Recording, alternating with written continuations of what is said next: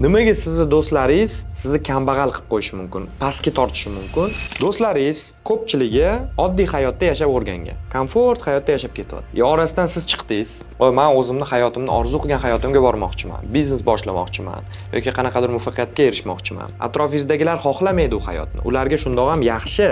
Ular komfort hayotda yashab o'rgangan, lekin siz va atrofdagilar uni yaxshi, muvaffaqiyatli bo'lishga qarab intilyapti deb fikr uyg'onishi uchun mana biznes ochishni xohlayman deydi. Faqat gapda gapiradi. Lekin haqiqatan xohlamaydi o'zi buni.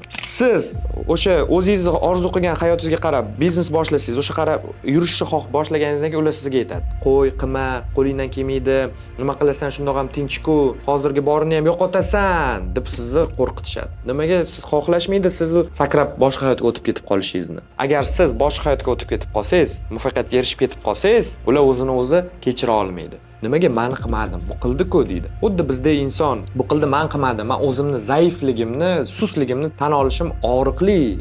Tan olmaydi ko'pchilik. Atrofdagilar kuladi keyin ustidan. Mana qildi-ku, sen nima qilmayapsan? Shuning uchun kimdir sizni orqada ushab qolishini oldini olish uchun hech kimni eshitmasdan shu maqsad qo'yib, maqsadga erishaverishingiz kerak va oldingizda har doim o'zingizga o'xshagan maqsadga erishuvchan insonlar bilan qurshashingiz kerak. Muvaffaqiyatga ketayotgan insonlar bilan qurshashingiz kerak.